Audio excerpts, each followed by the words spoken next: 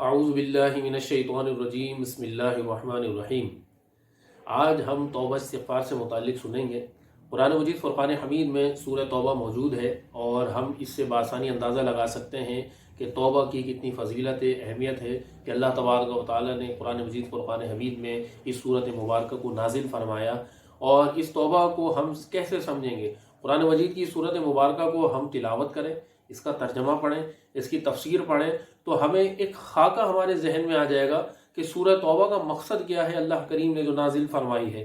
پھر ہم حدیث مبارکہ کی طرف رخ کرتے ہیں تو حدیث پاک میں آتا ہے، نبی کریم صلی اللہ علیہ وسلم کا فرمان عالی شان ہے کہ گناہ سے توبہ کرنے والا شخص گویا ایسا ہے کہ اس نے گناہ کیا ہی نہیں۔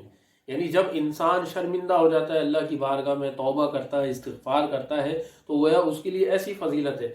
اور مفسرین کرام رحمہ السلام اس بارے میں فرماتے ہیں کہ توبہ کے 3 رکن ہیں۔ سب سے پہلا رکن یہ ہے کہ اعتراف جرم کریں، یعنی جو میں نے گناہ کیا ہے واقعی یہ میں نے گناہ کیا ہے، اللہ کی نافرمانی کی ہے۔ دوسرا یہ ہے کہ اس پر ندامت کا اظہار کرے، شرمندگی کا اظہار کرے، اس پر روئے کہ یہ میں نے گناہ کیوں کیا۔ پھر تیسرا یہ ہے کہ عزم ترک، آئندہ اسے کبھی بھی کرنے کا پکا ارادہ کرے کہ اب زندگی بھر میں یہ گناہ کبھی بھی نہیں کروں گا۔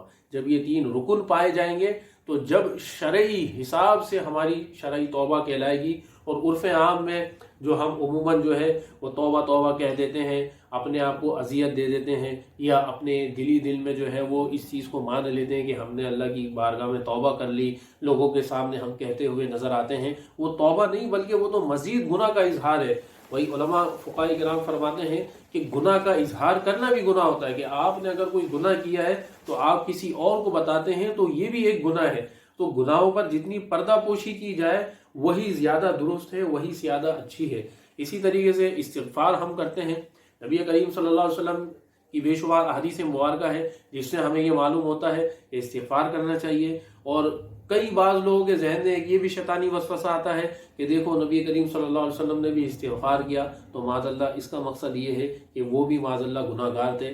ہرگز اس کا مقصد یہ نہیں تھا، بلکہ یہ امت کے لیے تعلیم تھی کہ جس طرح میں استغفار کر رہا ہوں اللہ کریم کی بارگاہ میں، تم بھی اسی طرح استغفار کرو۔ یہ بتانے کا ایک طریقہ تھا، کیونکہ سنت کا آپ کو معلوم ہے کہ طریقہ لغوی ہو، اصطلاحی ہو، کہ سنت اور حدیث پاک کا معلوم اور مقصد یہی ہوتا ہے کہ جو آپ علیہ الصلوۃ والسلام کے قول سے ثابت ہو، فعل سے ثابت ہو، تقریر سے ثابت ہو، اس کو سنت اور حدیث مبارکہ کہا جاتا ہے۔ تو نبی کریم صلی اللہ علیہ وسلم نے جو عمل خود کیا وہ صحابہ کرام کے لیے سنت ثابت ہو گیا، اور آج تک اور رہتی دنیا تک ان سنتوں پر عمل ہوتا رہے گا، اور وہ نبی کریم صلی اللہ علیہ وسلم کے فرمان کے مطابق ہماری زندگی گزرتی رہے گی۔